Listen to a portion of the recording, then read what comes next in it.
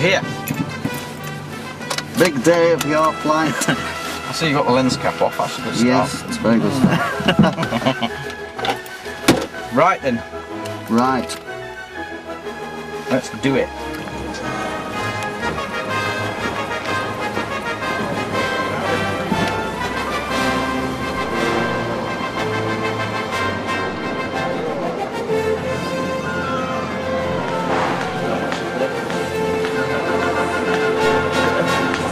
Oh wow, yeah.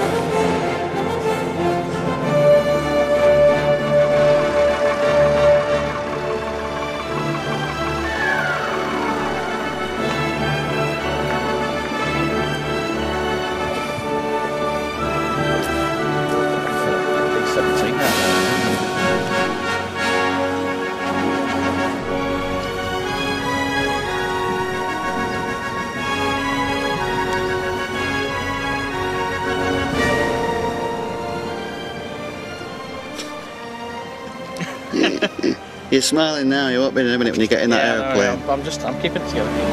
Yes.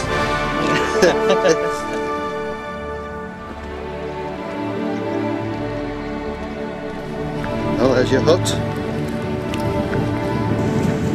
It's time to back out. You still back out now, you know. Your full refund will be given.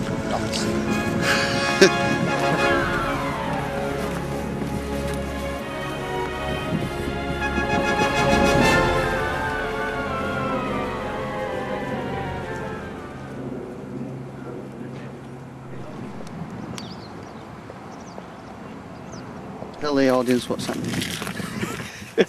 Right, we've got a delay. As you can see, the visibility is a bit intermittent. So we've got a bit of fog. And you know what fog is like, once you think you've got it, and then it just moves somewhere else. Don't build your part off, honestly. So we have to wait until about 11:30, and then if the fog lifts, we'll go a bit earlier. But the sun is nice and bright in the sky. We should be okay. Splendid. So we're going to look at the American place now. Very good.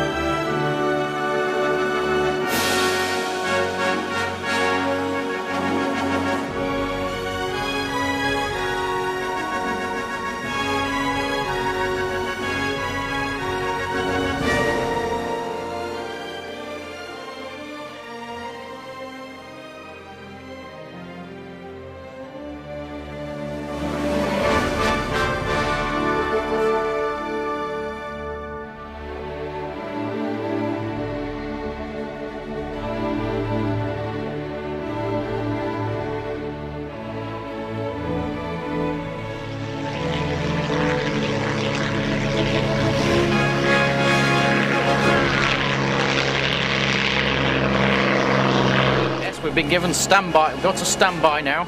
We're definitely on. Still chance to back out? No, no chance. Piece of cake. Oh boy. And then when you get up there, you're greeted really by this view. Okay, that's what you'll see. Reach across to this strap, put both feet on the seats, and slide down and get yourself comfortable. Okay.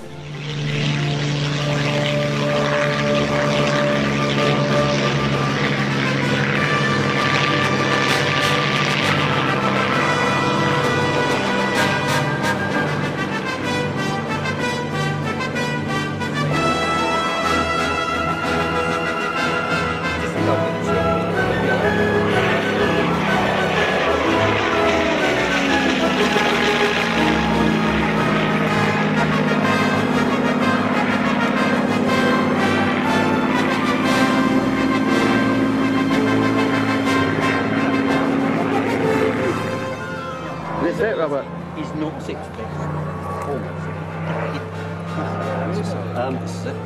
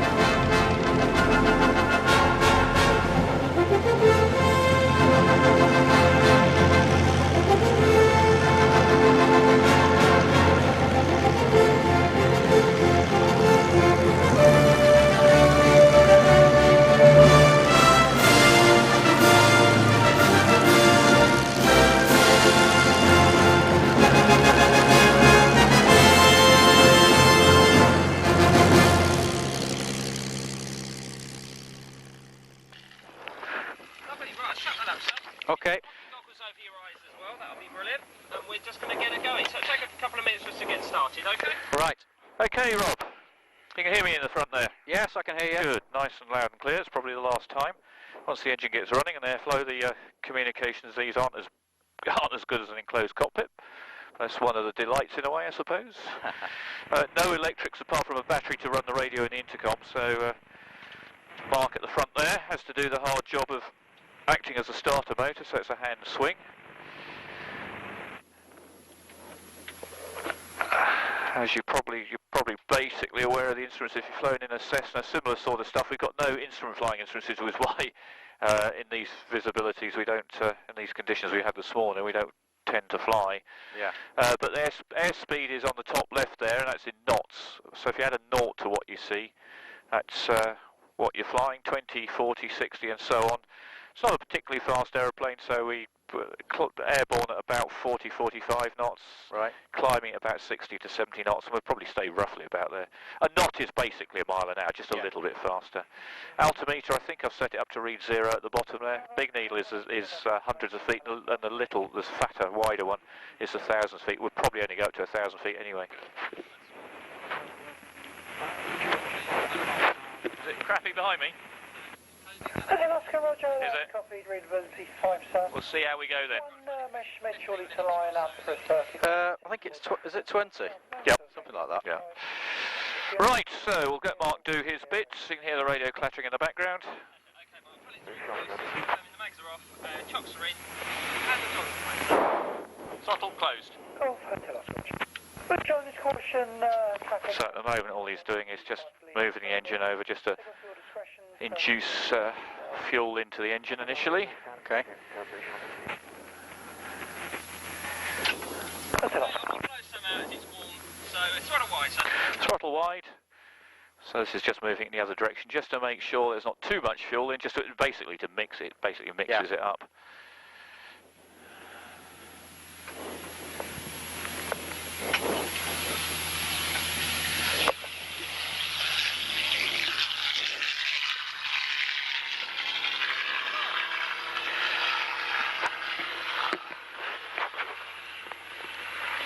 Okay, clear to start when you're happy. Yep. Chocks are in. Throttle set. Throttle set. And the front mags on. And this is the starting attempt. Okay, Contact. That sounds good. So the oil pressure is coming up. There's a little vertical gauge. I'm not sure whether you've got one. It's popping up if it's sitting around about the 30 to 45. RPM is the bigger gauge. Quite an old-fashioned, almost like a ship's dial up there. Yeah. At the moment, I'm just going to leave the engine running for about 2 minutes because the engine hasn't run at all. And unlike modern car engines, I'm sure you're aware, they're air-cooled. So what we want to do is basically get the engine up to an even temperature before we demand any huge amount of power out of it. Okay. So I'm just going to leave it to run for a while. When I've got the propeller wash over the tail, you know, I've actually got a little bit more control of the aeroplane, certainly in pitch with the elevator. That's stick back and stick forward, which is the elevator at the back, which is up and down. Not quite the same left and right, because the airflow is just the forward airflow and not the prop wash. Yeah. So the controls, the responsiveness of the controls is proportionate to the speed you're going forward and to some extent the power per elevator. Right. But it's only going to be very, very small movements. You can see you can't see a great deal ahead. So on the ground I'll be weaving from side to side just to make sure that we can see clear the area ahead. Yeah. And in the air it's looking out from side to side a little bit, maybe turning. Once we're flying level, we can actually see a little bit more because, of course, the nose is at a lower altitude. Yeah. Right, I'm just going to increase the RPM a little bit and bring the... now, each aircraft engines have two ignition systems, two independent sets of spark plugs. So what I'll do is at a high power setting, I'm just going to switch one system off. There's a small reduction in power, but that's exactly what we'd expect. Back on and it comes back. Yeah. And likewise with the other one, we should check that they actually, there's a bit of a drop, which is what we expect, but it all runs smoothly, which proves everything's working fine. I'm just going to bring the power back just to check the aircraft does idle. It doesn't cut out. It's around about 600 RPM, which is what we've got there. Okay, that looks pretty good. So I'm going to get taxi permission. Duxford information, good afternoon, Classic Wing 7, taxi 2 up 20 minutes to the west. Wing 7, this caution message should be passing you shortly left to right. Taxi 81 Bravo, runway 24 left hand circuit, UNH 1010.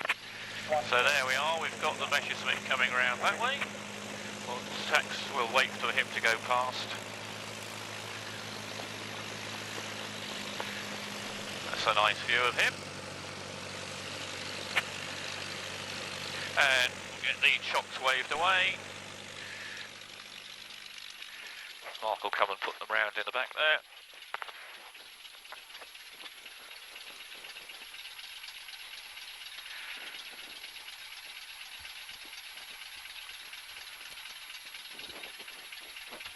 So there's very little forward view, is that? You can see in the films where they weave the... oh yeah, absolutely, that's exactly it.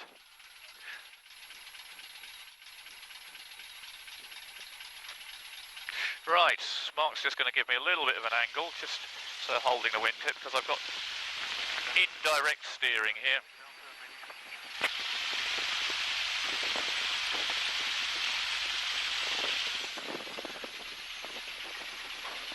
Papa Charlie, road to take off your discretion, surface wind 290 degrees.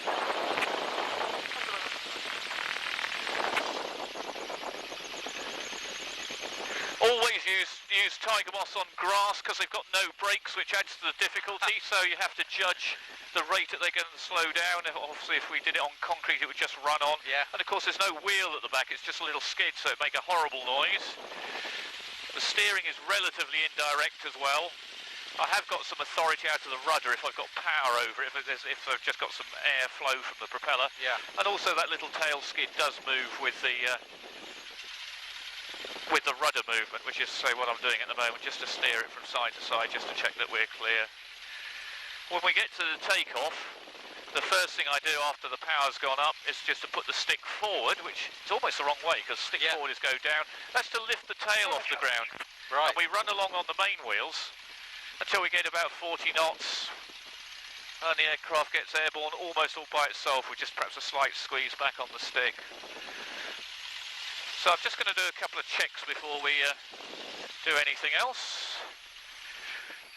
Trims are set, mixture's fully rich, fuel is on, magnetos are on both, engine temperatures and pressures are good, flaps we don't require. All the instruments are set up, controls are full and free movement. That's perhaps just in touching your inner legs there, and you're strapped in there, Rob? Yeah, I'm fine. I'm strapped in, all the shuts, so we are ready to go. It'll get noisy, won't be quite so easy to hear each other. Okay. As we make the climb, once we get up to probably about 1,000 feet, I'll start bringing the power bucket. It'll be a little bit easier. I'll try and talk to you through all the way through. You probably should be able to hear, but just depends on exactly how everything sets up and works. So ready to go? Yes, I'm ready. Fantastic. Classic Wing 7, ready for departure. Wing 7, take off your discretion, surface, wind, light and variable. Classic Wing 7, roger. Wing 7, just caution, Falme is active 25 right hand side. Classic Wing 7, roger. So, here we go. Runway, you can see the markings out in the grass ahead and on our right hand side. Obviously going to be turning. Well, it says into wind, but there's very little wind today, which is one of the problems. It hasn't managed to blow the cloud and the haze away. It's just a touch of wind, so that just helps our forward speed initially. Airborne in probably just a little over 150, 200 metres, fairly quickly airborne. Then we'll see what it's like up there. So ready? Yes, I'm ready. A little bit of rudder to keep us straight. Here comes the power, here where she gets noisy. Power goes on, tail comes up.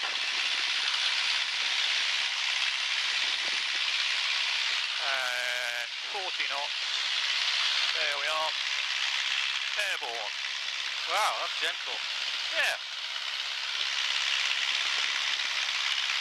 Not particularly fast. Climbing away gently.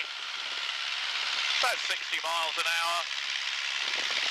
There's another airfield ahead of us as we go out in this direction, so we've got to just be careful we don't get in their way. Engine temperatures and pressures are good.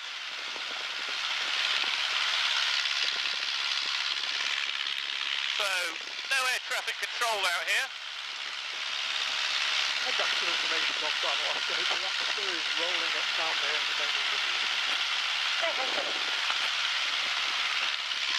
So it's all looking out, making sure there are no other aircraft in the way. Airspeed is reasonably important, and I can feel that and gauge that by the attitude of the aeroplane. We're up at 400 feet now. It's really quite hazy. Yeah, you can barely get a clear view of the horizon, can you? You can't, that's one of the difficulties. Probably not going to be able to go much above about 1,000 feet, if anything. No instruments in this aeroplane for blind flying realistically. There are a few, but they're not really what I'd want to be using. Yeah. Well, you've no artificial horizon. No, absolutely. So you just got to watch and say that the horizon is there, but it's very indistinct.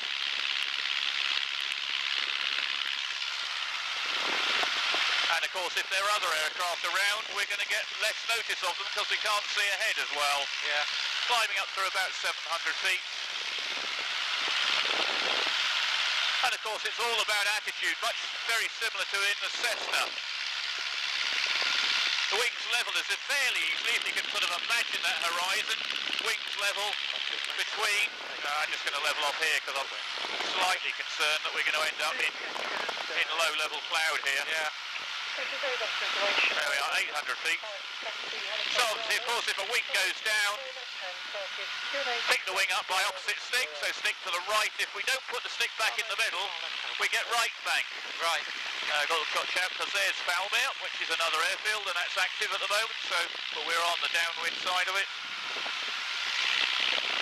Just concentrating on the Falme to make sure we don't get in the way of other aircraft. Yeah, so just to there again, obviously wing down, stick to the right in this case to bring the wings level. If we don't put the stick in the middle, we get right bank, right turn, so stick in this case to the left until the wings are level, and then back in the middle. Small movements, quite sensitive. Up and down is quite sensitive here, so squeezing down. Yeah. See a little bit more of the horizon above, but we're descending. speed's going up. You can hear it, you can feel it, so squeezing back on the controls. If we bring the nose back too high, the speed goes down. Speed dropping. You can feel it dropping. And controls get more sloppy at slow speed. Yeah. So back to the level attitude, which is about there. And that's what we're trying to maintain. So, nose high, stick forward. Nose low, stick back. Wing let down onto the left, stick right, back in the middle. Everything back through the neutral position. Yeah. Okay. Would you like to take control there then, Rob?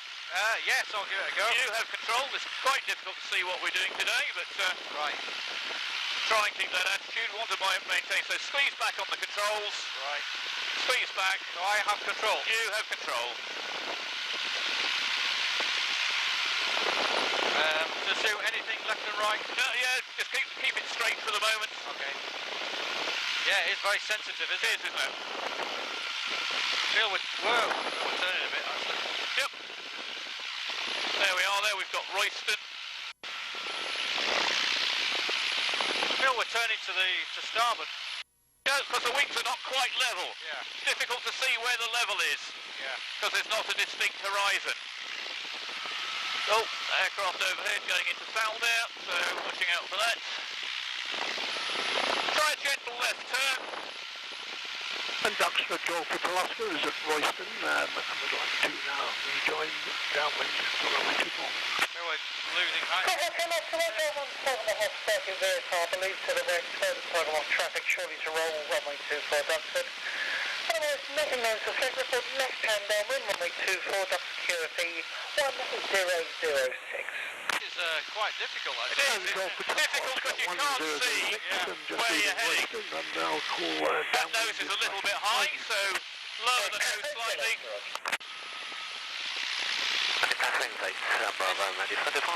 It's difficult. You don't have any real reference points at the You moment. don't. No, it's really difficult. Surface wind 290 degrees 5. Takeoff. You don't have any idea what... Unless you got a real feel for the aircraft. Unless you got a real feel for the attitude of the aircraft. Yeah, it's quite difficult to see. Golf Hotel Oscar, sorry, reading 11. You two, sir, this is Tiger Moth, can you confirm current level? Feel we're a bit nose up. We are slightly. Mr. Oscar, I'm not reading you very clearly. Could you say again more slowly, please? Golf Hotel Oscar, just confirm your current level, sir. Golf Hotel If Oscar, you just do a gentle follow around of Royston. Golf Hotel Oscar, Passenger wing 8, copy. Copy that, copy. I feel you're taking control there. No, yeah, I was just coming on to the stick just to make a transmission, so keep it flying around like that. I'm just going to make... So you have control still? Okay. Squeeze it back.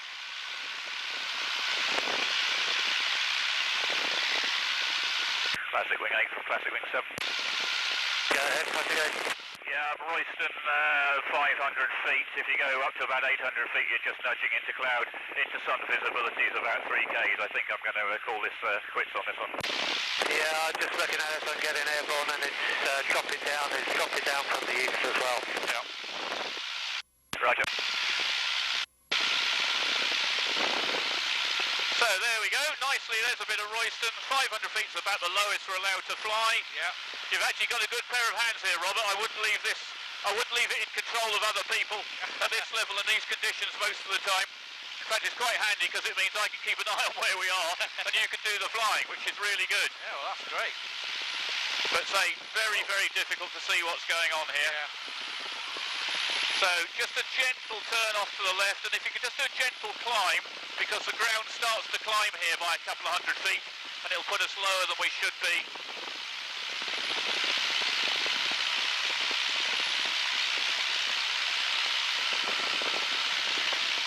Normally, obviously, in these sort of flying with this, we'd be able to see Duxford from here. Yeah. But you can barely see across the town here. We've probably got about, that's looking around about 2 miles visibility, which is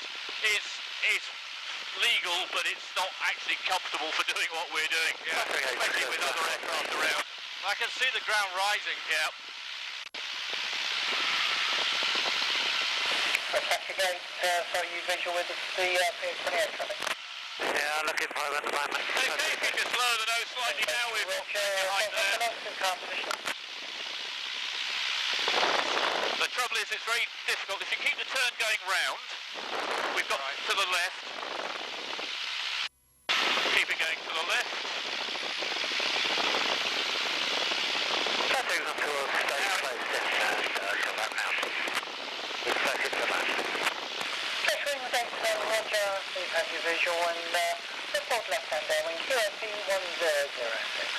Okay. QFP 1006 and I'll just keep it 800 feet so I don't conflict with the other traffic joints. Traffic 8, Roger. Okay, Rob, I have control for a moment. Okay, we've got a slightly brighter patch, so if you're happy, I'll show you a steeper turn, get a feel of the manoeuvrability. Happy for that? Yes, yeah, fine. It's just a small patch of decent-ish weather. So here we go, tighter turn. Again, difficult to see. When we turn into sun, the horizon goes. Yeah. You can feel that little bit of G, you can feel the manoeuvrability. Oh, that's good. Although we are beginning to, it's really quite hard to see where the horizon is around here.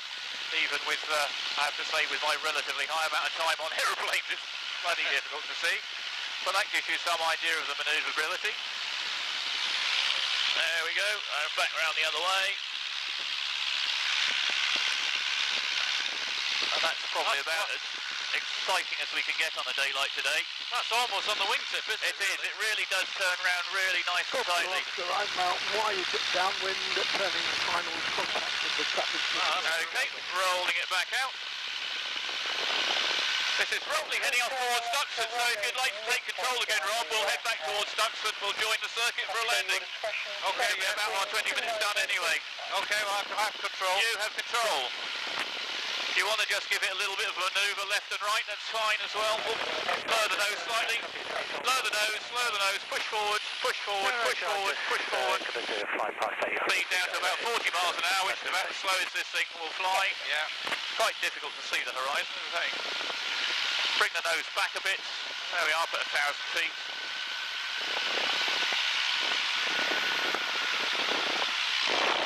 My level there, I think. Don't go for the final go on the hard. Okay, Roger, traffic twice. Slightly lower on the nose, slightly lower on the nose, just lower it, squeeze it forward. You can probably feel the controls get a little bit sloppy. Yeah, the speed dropped right off. Yeah. Not a huge amount of excess power in this. Just going to make a radio call. Classic wing for 7, about 3 miles west of the field to rejoin downwind.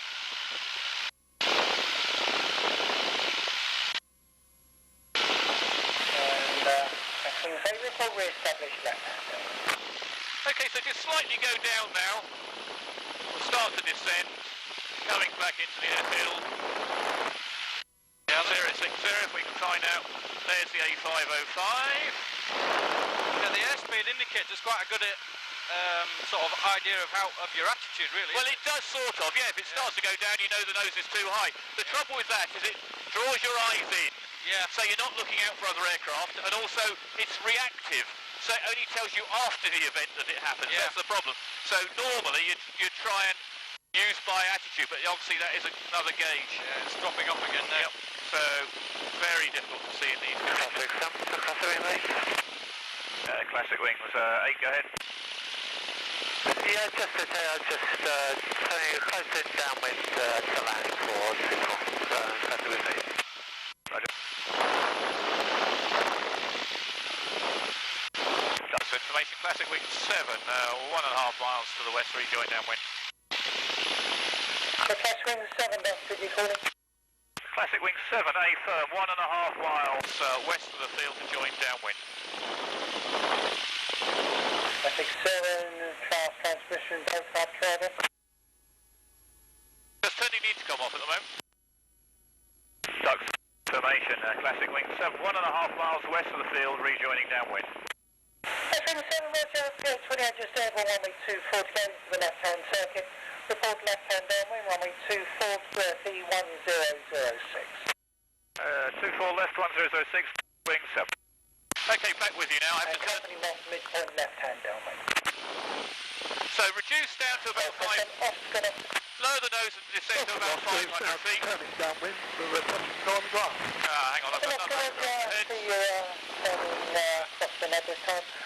Traffic is another positive from left-hand downwind. Okay, well, bring the power back. So descend down a little bit. Have I still got control? Still got control? Yeah, you still have control. Descend down, bring the stick back. I got the Oscar. Oh, fantastic. Follow that other aircraft off to the right there, Rob. So turn off to the right. Turn off to the right. Keeping a good lookout. It's not great visibility at all.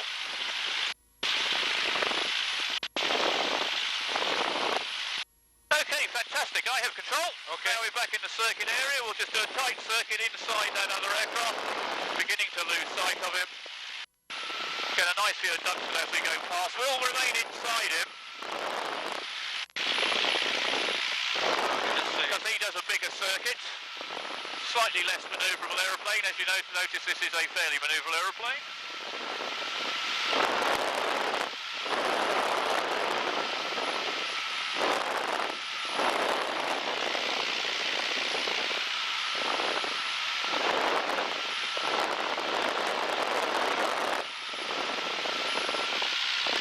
Classic wind 7 downwind, full stop landing and to shut down. Yes, 28 ahead, just crossing the motorway, so report turning final. Roger, classic wing.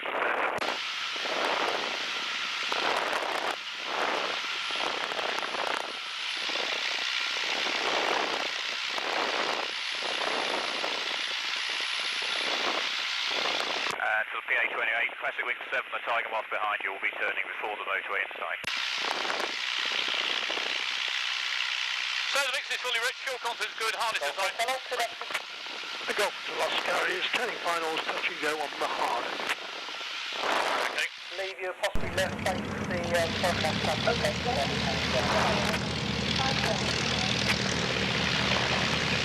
Roger, classic wing 7 is now doing a wide circuit behind the PA28. Right, I didn't see where he was, I didn't want to risk it, so we'll go around. They have to do a wider circuit than we do. Right. So, you can see him there now on the wingtip. I didn't want to conflict with him. His call was a little bit earlier than it needed to be. So you just do a wide turn just to lose height? Yes. Well, there's also the problem of Duxford Village gets in the way. Because without being rude to guys in those aircraft, they're probably private pilots. They need more space, more thinking time to see what they're doing. We actually, when you get a little bit more practice, you can do a tighter circuit to get it in. But that means you've got to do it before you get to the village, which doesn't leave you a great deal of time. Okay, as you can see here.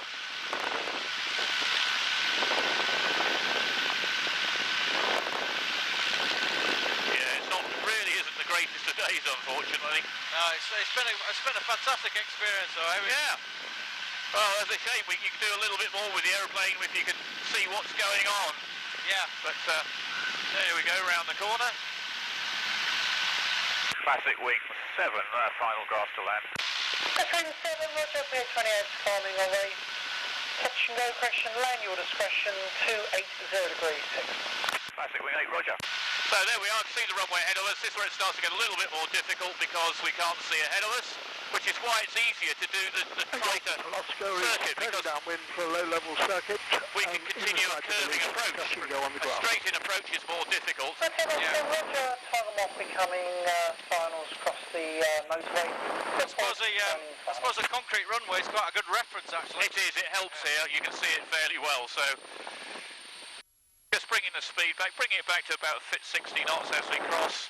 Once I get over the runway threshold on that grass bit, not that we can land, we could land anywhere, but we just intend to use the runway. I just raise the nose with the power off into that taxiing position. The aircraft should plop onto the ground.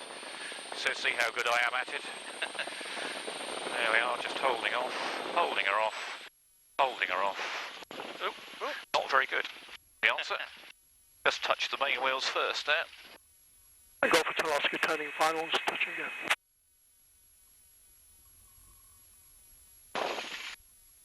Hotel Oscar. Oscar, Roger. Right, we'll be shutting down.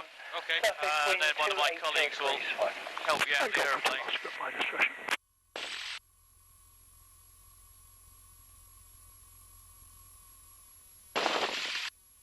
Yeah, I don't know. It's a bit of a mixed blessing. You will have flown, but you won't have had it in the most pleasant conditions.